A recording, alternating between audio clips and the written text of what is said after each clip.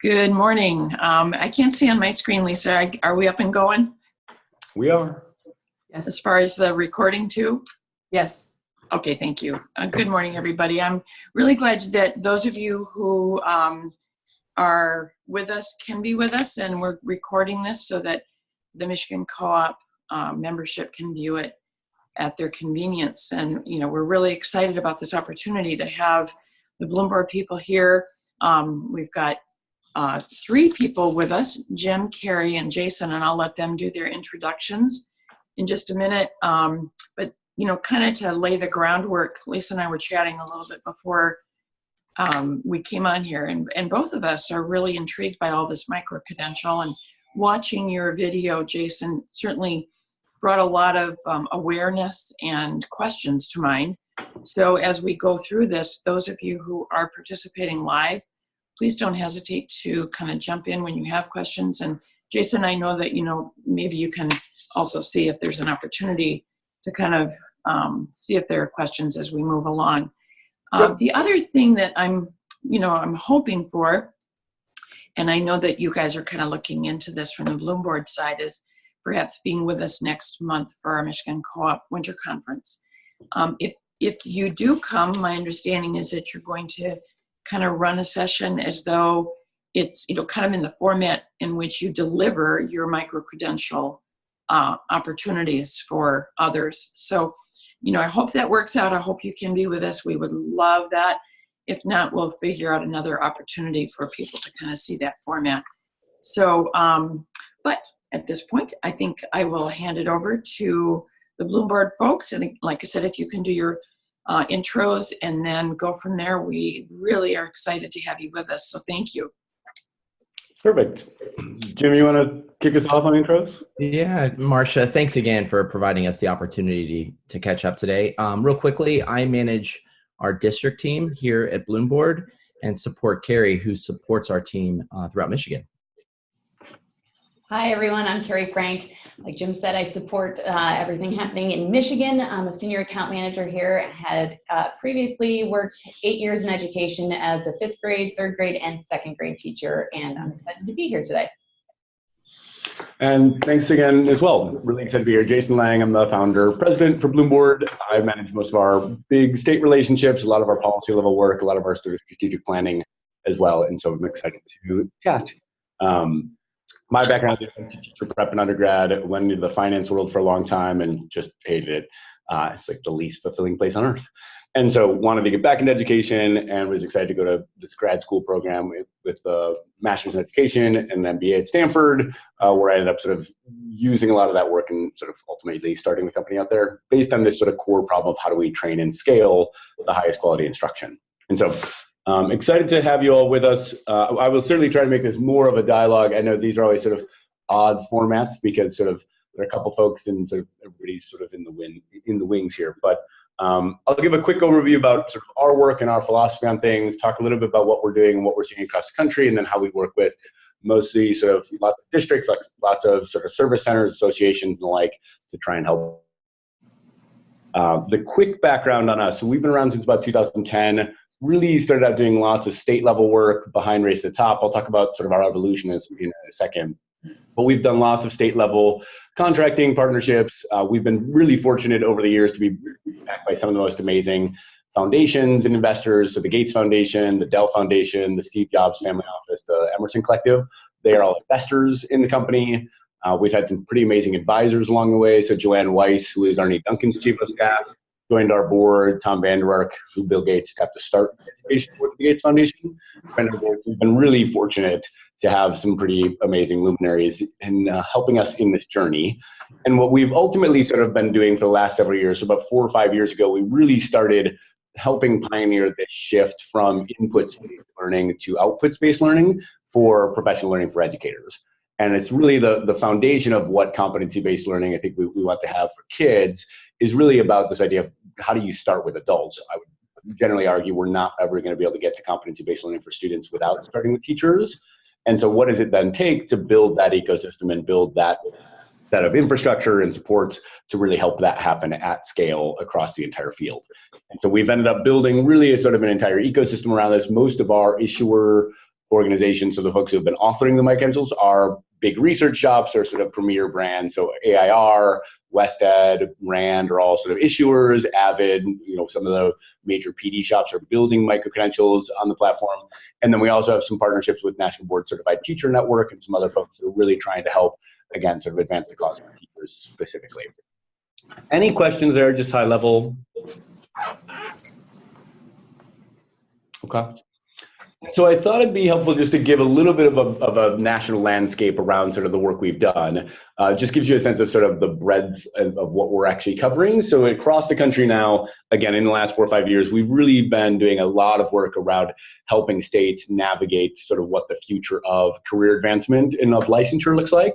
Those initiatives generally fall across 4 different buckets. And so there's a first stream that's really around sort of core new teacher induction. So we've got a lot of work in Arkansas, Kansas, Delaware, where basically the states are taking that 3-inch binder of paper and converting it in, where you used to submit that in May and get feedback in red pen 10 months later. It's not super helpful for teachers.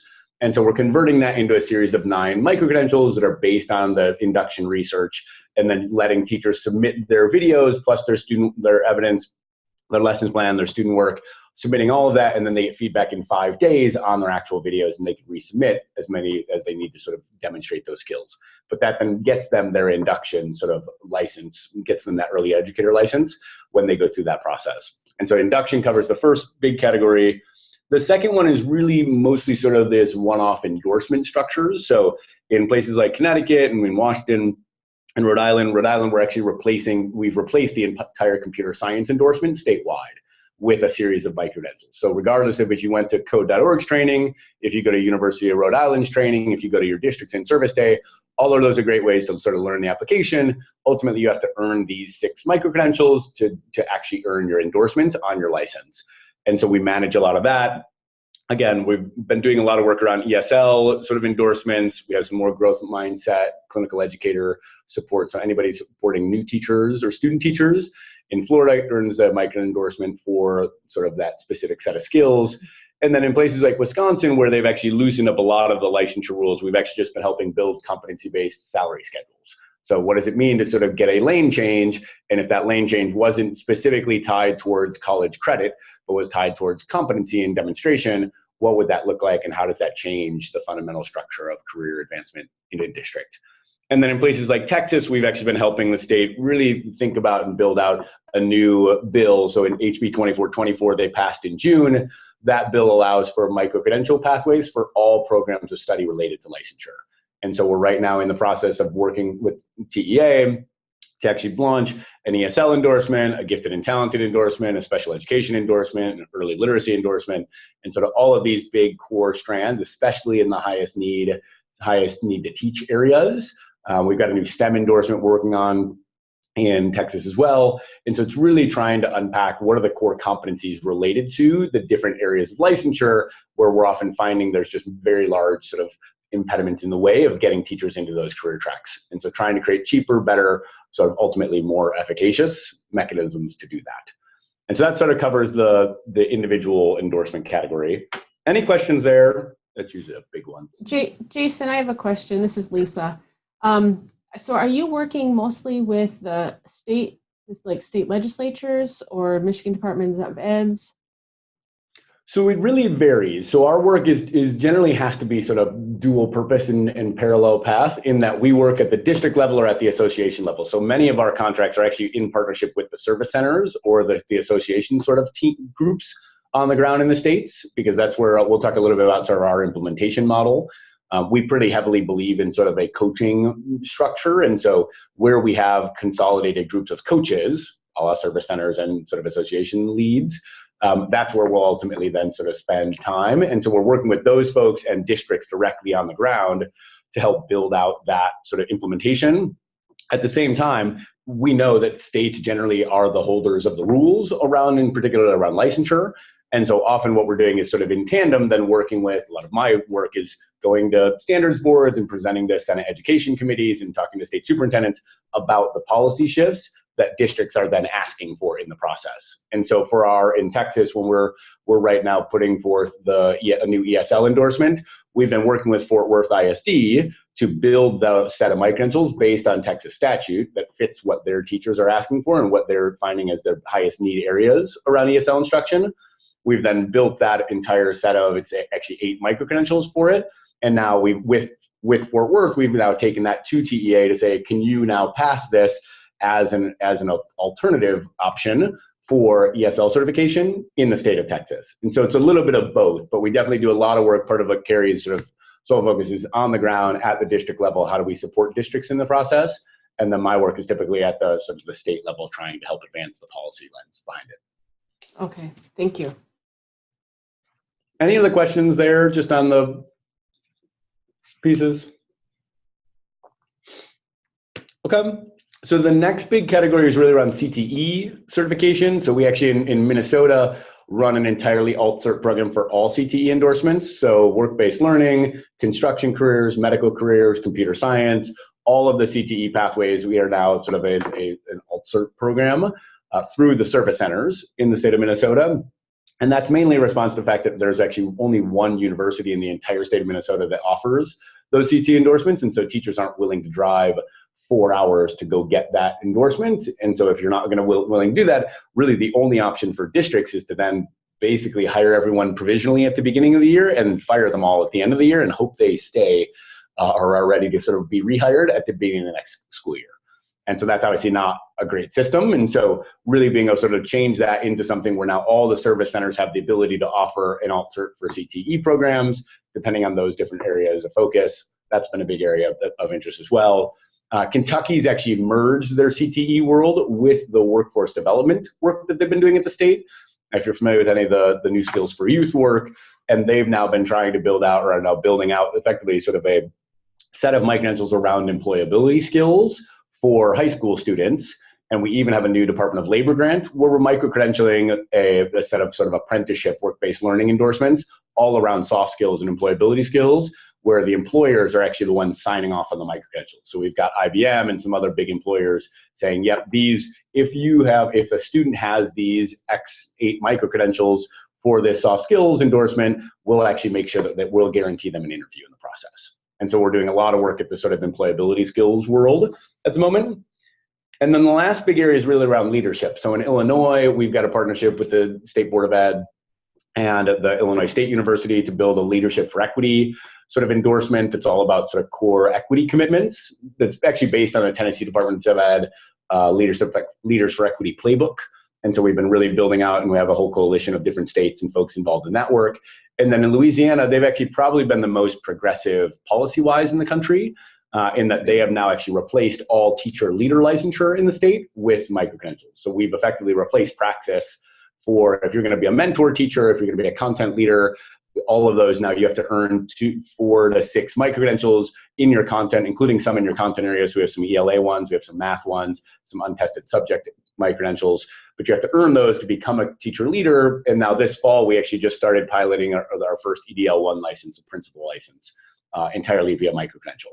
And so the state is really trying to guide people towards in the future that you'll navigate your entire licensure pathway via competency, and that has a really interesting sort of foundational shifts in terms of how policy and how advancement happens in the state. Any questions there? So in Michigan, this is Lisa again. In Michigan, all of our licensure goes through like universities. Mm-hmm. Do you work with universities in those states as well, or? We do. So in Louisiana, we are, again, you can think about us in the licensure context specifically, we tend to look more like praxis than anything else. And so we're working with Louisiana Tech and LSU and all of the McNeese State in sort of Louisiana, where they're now working to embed the micro-credentials in the portfolios into their actual sort of prep courses so that they can provide that training. There are other states where the state's just sort of setting policy guidelines, and then we're working sort of alongside the universities. But again, it really depends on sort of how that process is taking shape in terms of where we are in our sort of relationship with the IHEs. And again, the IHEs are in a weird space right now because micro-credentialing in its core, the competencies behind micro-credentials and the competency-based sort of approach, doesn't align super well to accreditation.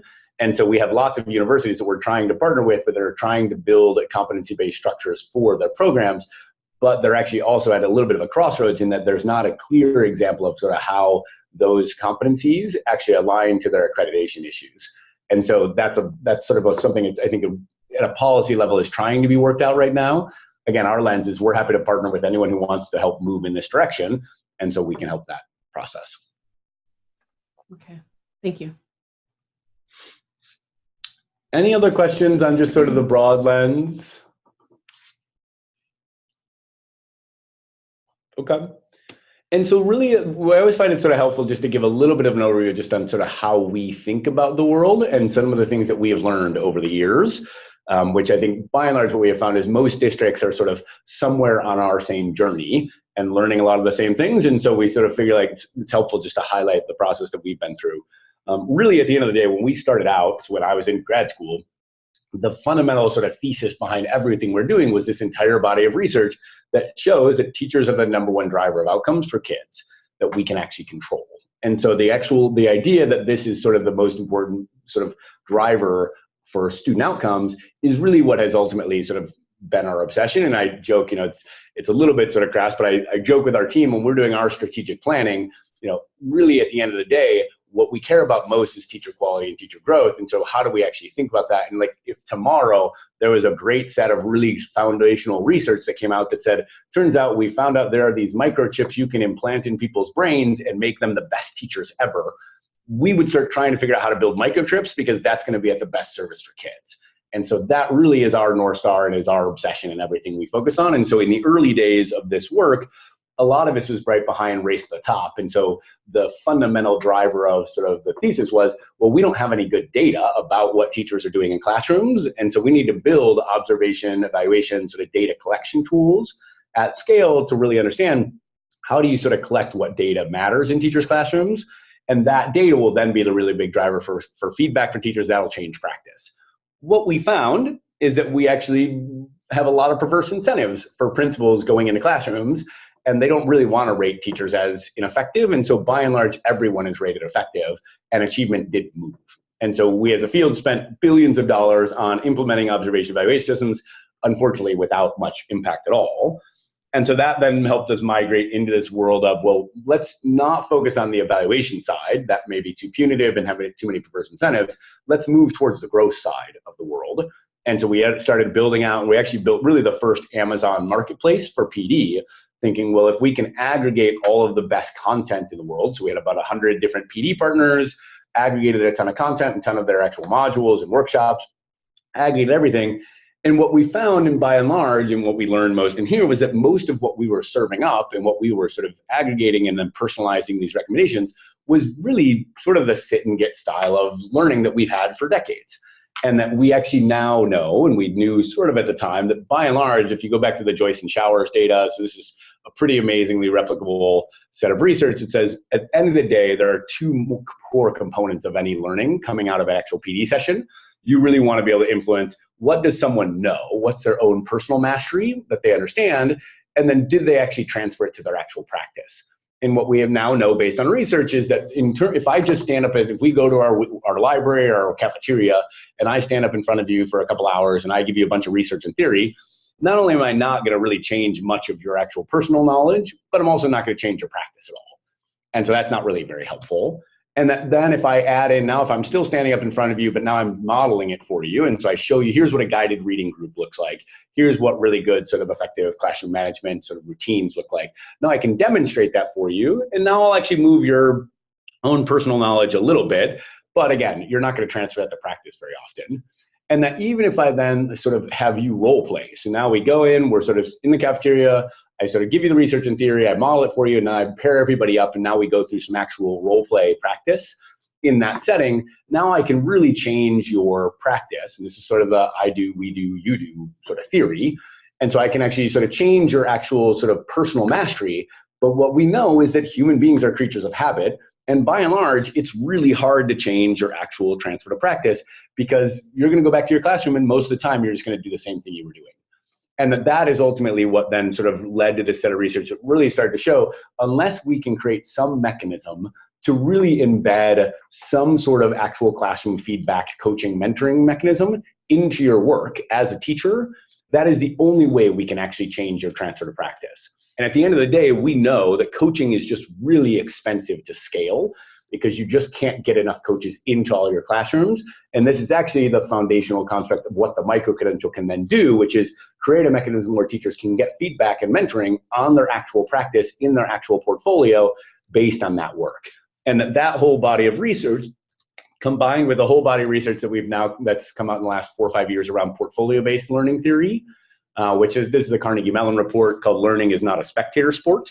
And the idea behind this is they took people in a lecture environment, in a big MOOC, in sort of lecture sort of settings, and had out of the thousands of people they had in the study, took a subset of them and actually had them build an actual portfolio of the actual work that they had to, that was relevant to what they were working on. And what they found is that the people who just built the portfolio, they actually got 6 times the learning and retention. And the crazy part is they were able to do it in half the time investment had they just watched the entire video and done all the little quizzes inside of the lecture itself. And that is a really dramatic sort of shift in learning and is ultimately the basis for the research behind competency-based learning for students. And so this idea was, well, let's really change the model for professional learning to this portfolio-based approach that mimics that mentoring component, and that will ultimately drive what really sort of great competency-based support looks like. And so that's really where sort of our evolution had sort of brought us into micro-credentials, and it really was this idea that micro-credentials are not really a sort of course in the traditional construct. They're not a PD workshop. There's not a time component. There's not really sort of a scope and sequence of sorts, and it's not really a traditional test. There's no, sort of multiple choice component to it. At the end of the day, they're really much more like a performance task, which is sort of like, think about how you got your driver's license. You sat down next to somebody, you demonstrated that you could drive, you demonstrated you could parallel park. Now students don't even get their driver's license, which is crazy to me, but the reality is, like, it still takes that same idea in mind, or sort of like the pole vault, right? Which is the bar is set, you can run faster, jump higher, but really how you get over it is up to you. What matters is the bar is there, and you've got to practice a lot to get over that bar. And or ultimately something similar to what like National Board has been doing for decades, but really think about it on a very discrete skill version of that process. So what's the video of your evidence? How do you sort of really reflect on your practice and be deliberate about what you're showing? And so that's really what a micro-credential is. And what we found is we then took that research and said, okay, well, if this is sort of the core baseline of competency-based learning, now let us go back to what the research says based on what the best possible professional learning should look like. And let's actually then use that modality to really start to create something that's much more transformational in terms of our own sort of implementation. And that core, the best research across the country around what professional learning does to change practice really comes down to 4 pillars. So we know cycles of inquiry change practice, definitively. There's lots of great evidence of this. I can give you sort of lots and lots of sort of research that we've done in this process and that other folks have done in aggregate. But the idea that we're taking someone through a process where they're going to look at some specific practice, problem practice, they're going to analyze it, then they're going to implement or design some implementation based on an analysis, then they're going to implement it, and then they're going to reflect, did it work, why not? And so whether you call this action research, whether you call it cycles of inquiry, whether you call this plan, do, reflect, it's all really the same ideas. How do you sort of take someone through a very deliberate cycle about a problem of practice and then use that to determine how to best improve that work? And then the second one is really job embedded supports. And so we know that the more someone is doing things relevant to their actual classroom, the more they're likely to actually change practice. And so there's lots of good evidence, again, on this, that if we can make it job embedded, it's really going to be helpful. We talked a little bit about that portfolio-based learning theory. So we know, again, there's lots of really strong evidence that suggests that that portfolio-based approach does change practice more than most. And then finally, one of the things we realized was we really had to create a very rigorous evaluation and assessment mechanism on the back end. So if you think about it, having teachers upload all their portfolio of evidence is actually a pretty vulnerable experience. And so if I'm a teacher and now I've got to videotape myself, I'm not sure how many of you like watching yourselves on video. Most people don't. And so if I've got to videotape myself and then take my lesson plan and my student work and upload all of that into the black box of the internet, I've got to make sure, we better have a really strong review mechanism in place to make sure that teacher gets really good, very consistent feedback. Because if they don't, it's going to really undermine the process. And we actually saw this in the early days of the micro-credentialing movement, which is teachers would upload their portfolio, and then it would take 5 days, 2 weeks, 3 weeks, 4 weeks, 5 weeks. Now all of a sudden they're way outside of the realm of when they could have actually used that feedback. And so now they finally got feedback 5 weeks later, and then the feedback was sort of thin. And so that's not really helpful. Now you're sort of, again, that's second strike. And then people would sort of re-upload and say, okay, well, I'm going to take this thin feedback, I'm going to try and do what I think is right. And then they re-upload, and then they get conflicting feedback from the first one because it was reviewed by a different assessor. And all of a sudden, that's 3 strikes. That teacher is burned, and they are never coming back. And that is the fundamental problem, especially with the variability of what micro-credentialing is today, is that micro-credentials mean a lot to a lot of different people, and no one else in this entire ecosystem is really focusing on the rigor and the assessment and the sort of review process and trying to scale that, and that we are. And that's ultimately what's also led to a lot of the policy level work and the licensure work we're doing, is because we're really the only org in the country that now can stand up and defend our evaluation and assessment process behind the micro-credentials to meet a licensure sort of bar. And that's a really critical component to the entire process. And so it's a lot of what we end up trying to do and trying to build out the infrastructure. Because you can imagine it, if we have to process thousands, tens of thousands of micro-credential submissions in a single year and quality control all of that. And so every single one of our reviewers basically goes through a 2-part process where they have to be certified that they can provide targeted feedback on a rubric inside of micro-credential. And so they have to go through, shockingly, we micro-credential them for that. And then once they show that they can provide targeted feedback, it's not too much, not too little, then we actually quality control them and calibrate them at an individual micro-credential level, where they have to go through and they have to show that they can score at an 80% confidence interval against a master scored series of micro-credentials. And then we monitor that on a weekly basis going forward to make sure that their scores are in range for what we would expect based on where they are. And so it's really trying to navigate and manage that process in a way that has a ton of rigor behind it, because that's what the research says you have to have to really start to change practice. Any questions there? I know we've gotten very deep into the research here, but this is just foundational to how we think about the world. Jason, there is a question in the chat. Oh, sure. It says, do teachers see the evaluation and assessment piece as an evaluation? I think Tim's referring to like an evaluation that would go on to into their teacher, not portfolio for like growth, but evaluation for. Yeah, so I would say we learned a lot from the evaluation side of our world, and so I would say no. So teachers see it as really meaningful feedback, but again, it's meaningful feedback that they can then respond to and resubmit for.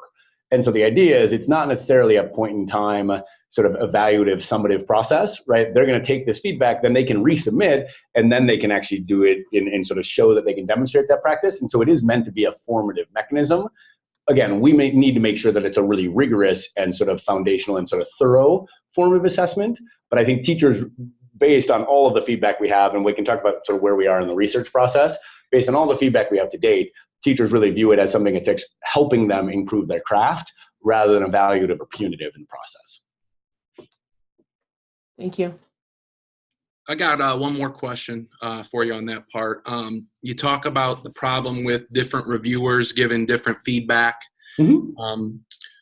So how does your platform, I guess, is there like clearly defined outcomes that look for the reviewers that are looking at this or looking at a teacher? There are. So the way the platform works, so if I go in, it's actually built, everybody has access to the same rubric and the same structure. And so if I log in, let's say I'm working on, this is just a large, about a 70 school district in Texas. So if I'm working with sort of a district, in this case, they're actually building out micro-credentials for their entire career pathway. And so what happens is I'm going in here, they've got some teacher leadership work happening, they've got counselors, gifted and talented micro-credential sort of endorsements, special education, like I said, they're really going the entire sort of career path structure. And so in this case, if I'm working on, engaging families in support of student learning, every micro-credential follows this exact same blueprint, which is it has a definition of the actual competency, it's got underlying principles, it has sort of a rationale for why does this competency actually connect to research that shows better outcomes for kids. And so all of them sort of follow that path. And then down below here, you'll see everyone contains both an analysis. So here's that analyze step we talked about. Here's sort of they're going to go through and sort of analyze their practice based on this prompt. Here's the rubric. And this is then the exact rubric they're going to get feedback on inside of that review mechanism. And then here's their container for where they can submit all of those artifacts. So they're going to go through, they're going to analyze the research on how they're engaging families today. Then they're going to design some intervention to sort of engage their families in a really specific way, again, based on this rubric, which is slightly different because it's based on that design.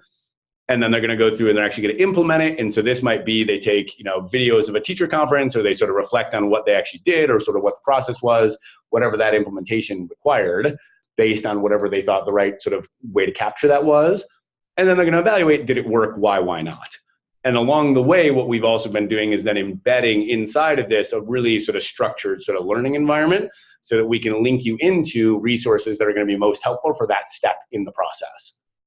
And so it's all about trying to provide more formative feedback to you and better scaffolded supports for you as a teacher so it doesn't feel evaluative. And we take that even one step further, where right now we've also embedded effectively a collaboration space inside of every micro-credential where either one of our facilitators or one of the district's facilitators can actually guide the PLC conversation and actually sort of provide feedback to teachers in an even more formative way about the things that they're working on. And in some places, like our national board work, we've actually even embedded video-based coaching into this process. And so you can actually get an on-demand video coach in some of our implementations where we have teachers that are working on those specific skills. Does that answer your question? Yeah, it does. Can you go back to where you went? You had an evaluation on there somewhere. Can I just see what that says?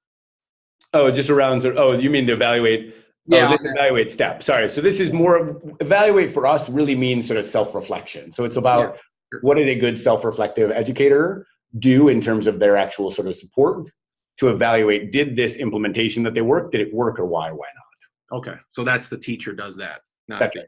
Okay, gotcha.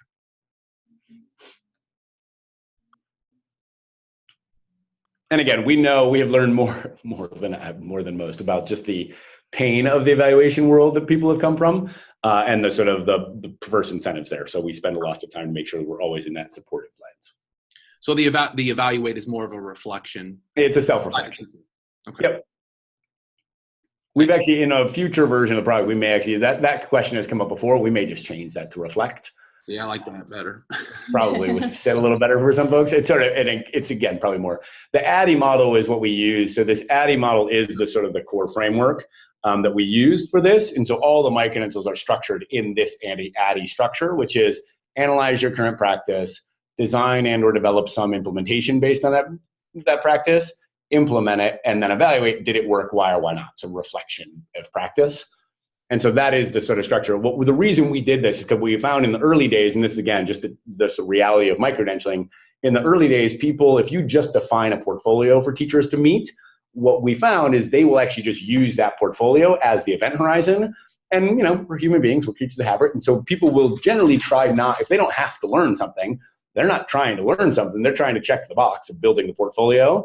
And so by using this ADDIE structure, we were able to really ground something in something that's by default going to best prime you to change your practice.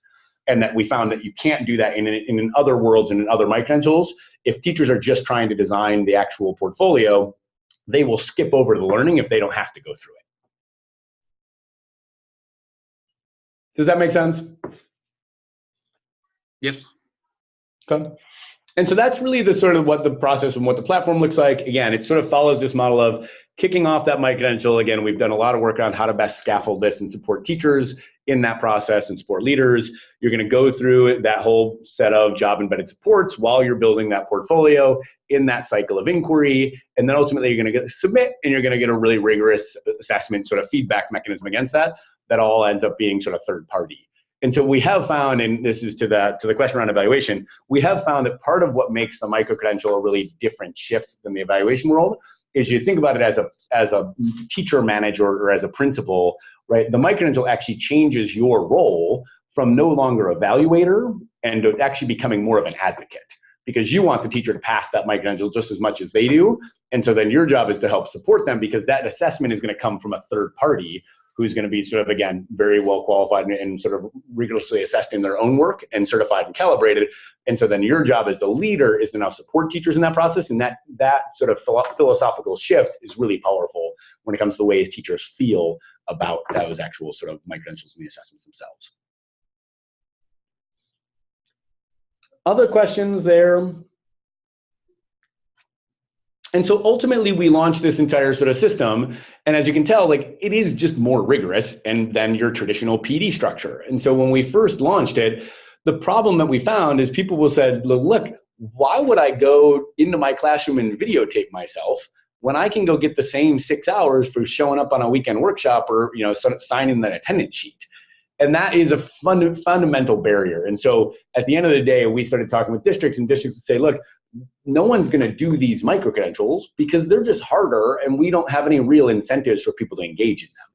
And that then they would come back to us and those districts would say, but we do have one really big incentive structure that exists in pretty much every district in the country that looks basically like a big spreadsheet and governs salaries.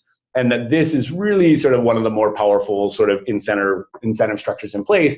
And that if you think about right now, most of the lane change requirements that happen are at this sort of plus 15 master's degree level, and that is all predicated on effectively really expensive, you know, what the cost of a Carnegie unit, the cost of actual sort of pulling teachers out of classes that aren't really relevant. They've got to go their nights and weekends. It's not really relevant or sort of built on any demonstration of their actual classroom. And so what we're finding today is upwards of 20 to 40% of all educators in a single district, in Kentucky it's about 60%, are actually maxed out before some large out-of-pocket degree-bearing lane change. And that this is creating part of the main problem in terms of the teacher talent pipeline world we live in, which is all of these folks, all 20 to 40% of these folks are basically flight risks. And every 6 months, they're going to do what most teachers do, and they sort of evaluate, well, is now the right time to leave? And am I going to do I either get shut out or am I going to get stuck in sort of where I am in the process? And that is really the fundamental problem that we're finding. So ultimately what we ended up doing is saying, look, we can't just engage in micro-credentials as PD. And so we actually don't do that anymore. And so we have districts who want to put micro-credentials into their PD catalog, and we say, that's great, we won't do that with you because that's actually not enough incentive for us to really change the practice, and no one's going to engage in them. There's no amount of time or energy or money you can pay to get people to be successful there. But if we move towards a competency-based career advancement approach, where you really start to think about how teachers think about sort of either salary schedule advancement or a career advancement, right? What it means to become a mentor or a coach in the process, and defining those incompetencies, all of a sudden you create some really interesting opportunities to engage. And it really ends up doing something that is pretty profound, but it is giving districts the ability to take a very different approach to what professional development means, and at the same time combine it with some really ineffective sort of salary advancement work. And so we've got, if we can really sort of think about how would we change the professional development system that doesn't have any real impact to change in practice, and at the same time overcome the fact that right now our advancement opportunities are pretty ineffective and costly, ultimately micro-credentials provide that sort of new paradigm that is all about a competency-based mechanism for career advancement that can really drive a change in practice that's meaningful for kids. And that's really the fundamental crux of everything we do. And so it's ultimately about imagining a world where you have this very job-embedded, competency-based salary structure advancement, either through different roles or different sort of salary schedules, that's cheaper to districts because it's not sort of based in the sort of traditional PD structure. It's pretty costly.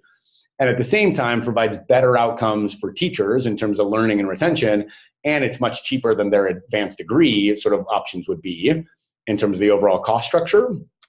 And at the same time, it's really personalized, but at the same time aligned to a district strategic plan. So we have districts that will really build out their micro-credential pathways specific to their strategic plan and the initiatives they're working on. And that's a really powerful sort of way to align those strategies, which creates a ton greater transparency and empowerment, and actually ultimately will improve retention and lower attrition rates in the process.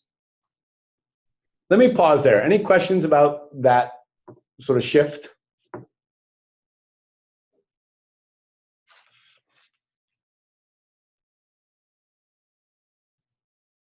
Okay. And so ultimately, so I can highlight a couple different examples that would probably be sort of similar to the way we would might work with you all, which is really across different service centers. So KDC is a large service center in Kentucky. Dysart's one of the sort of premier school districts in Arizona.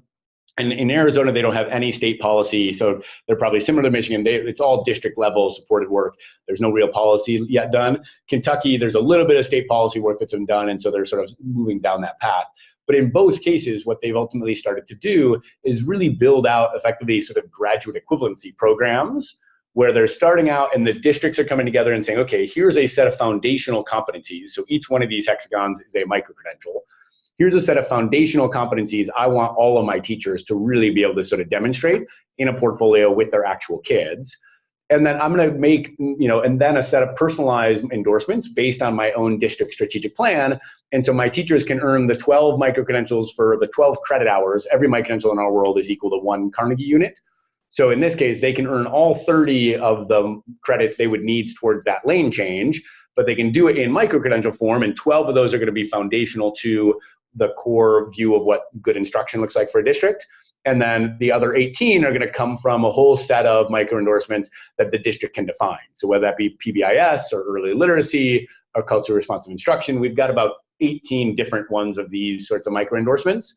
But the idea is that each one of these then can be sort of aligned to a district strategic plan and then be used as a foundation for how teachers can navigate their future salary advancement. And that the salary schedule advancement policy shift, all that actually just needs board approval at the district level. There's nothing inside of a district that are inside of state policy that would be required for that. Obviously, the licensure work is the other side of that. And so we have districts who want to try and push for licensure so they can almost double dip in the process.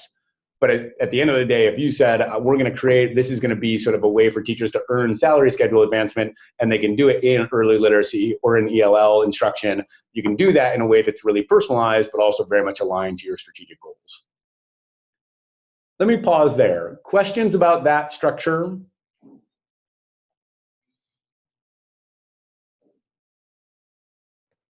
So this structure would be within each district, right? I mean, it's not that the teachers aren't gaining a master's degree. It's equivalency for them to move up in their salary schedule. So in this structure, they do actually move up in their salary schedule. The point of clarification is this is district specific. So we do have some districts who are basically doing this because it's a retention vehicle for their teachers. And they're saying, well, if I'm the only one who's acknowledged these 30 credits, then you're going to move up in the salary schedule and you're likely not going to leave me until every other district that you might move to would also acknowledge those same 30 credits. Mm-hmm. Okay.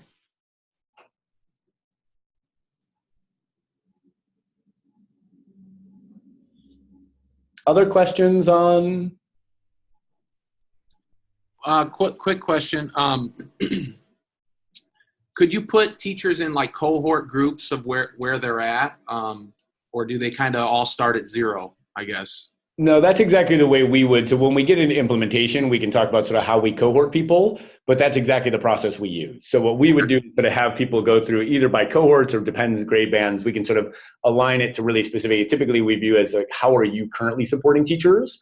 And so whether it's at department teams or different PLC structures, but the idea is to really align the process with whatever your existing supports are within the district so that that cohorting can be most meaningful and that we can leverage your existing coaching support in the same process. Okay.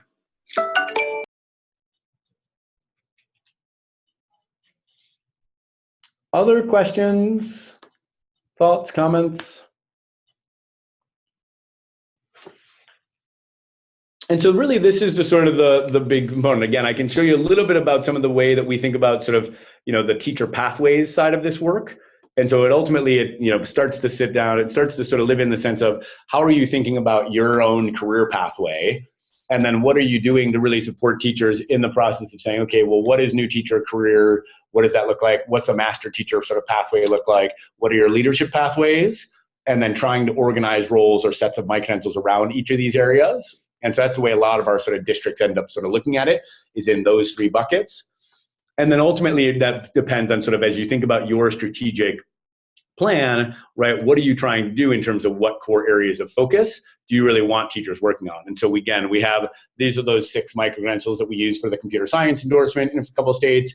We've got a new mental health endorsement, ELL supports, integration of math practices, right, work-based learning, literacy, sort of science of reading endorsement areas, NGSS science practices, project-based learning, lots of these other different areas that would be of interest for most districts based on their strategic plan. And it's all about using the core shift in competency-based learning to navigate and manage that. And again, we're happy to sort of share more about sort of what that process looks like, if that's helpful at a future time.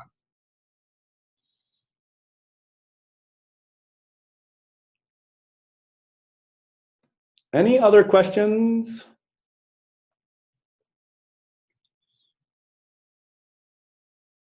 Jason, do you have a slide with your contact information that, since we're recording this, we'd like to have that usually? Sure. I don't know. I mean, so the easiest one I can just, I'll just put either yours, or I guess it could be Carrie's, since we're in Michigan. Yeah, you can just reach me. So I'm just Jason at BloomBoard. That's probably the easiest one to sort of use, and then I'll loop Carrie and Jim in. But that's not a problem. Okay, thank you.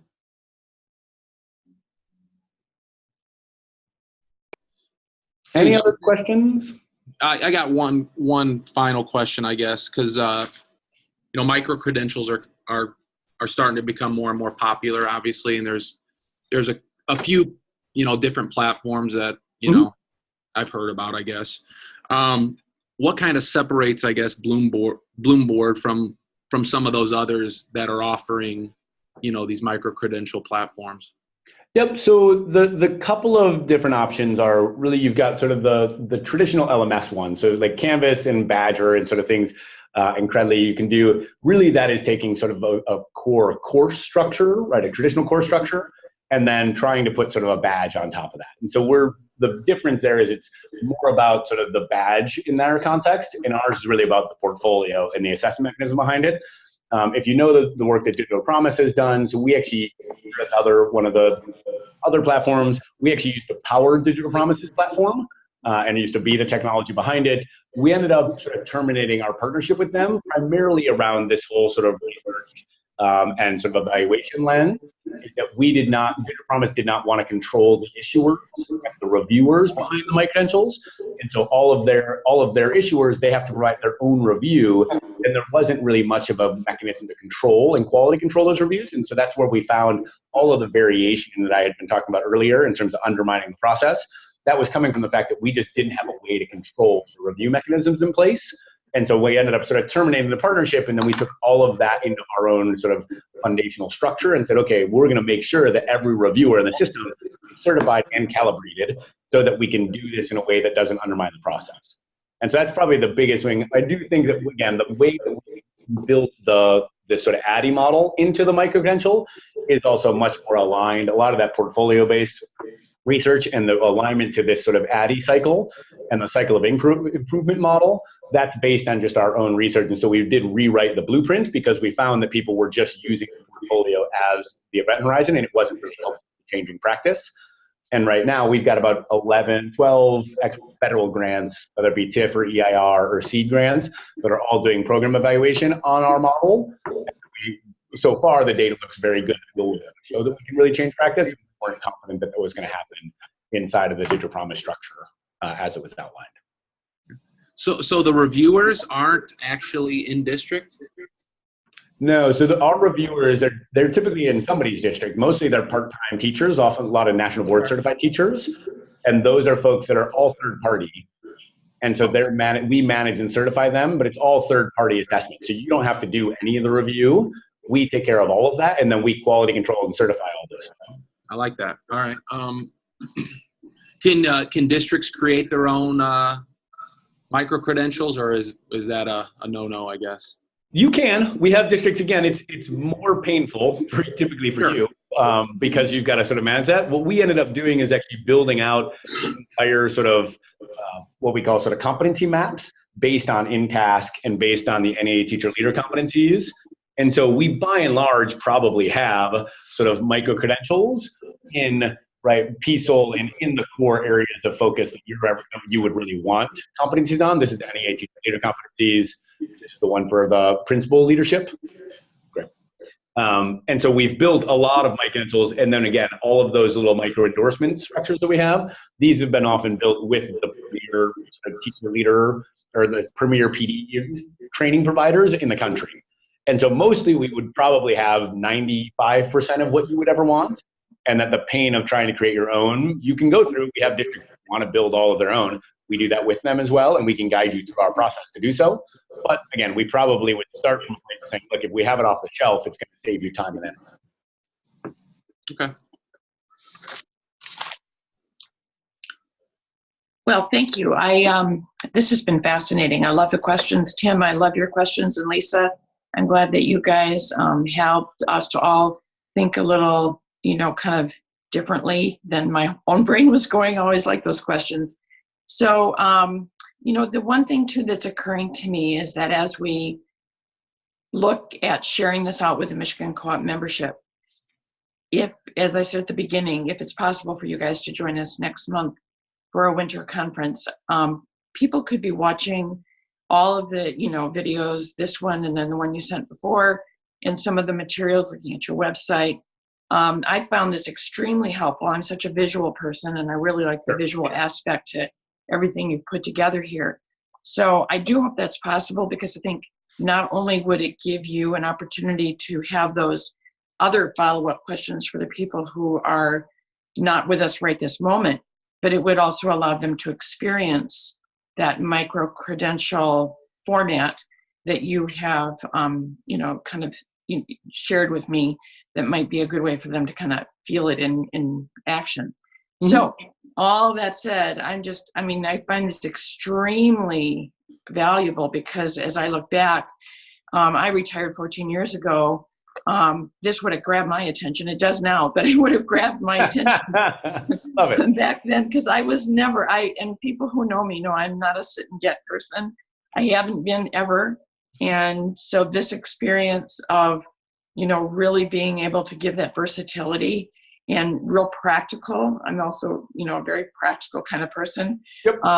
Would have been immensely helpful. And I know I'm not unique in that way. I know that many of us, as our students are, we're really learning that personalizing everything is not only of great value, but is doable. It is definitely doable. And maybe some hard work, but in the end, it all works. So thank you. Really appreciate it. And again, we're happy to sort of talk through if there's something that we can do at the co-op level as well, in terms of sort of consolidation. Again, we've done cross co-op, sort of cross-district cohorting, lots of different support structures, obviously sort of, discounting things like that in those sort of structures. And so we're happy to sort of talk through what that might look like as well. Fantastic. Thank you. Thank you. Well, again, this was recorded for those of you who were on, and we will make sure that we post that and share it out with you guys at BloomBoard, so that you can have that as well. So a million thanks. This has been a great way to get back into the swing of life after this long break. So thank you, and have a great one. Thanks so much. Take care. Bye-bye.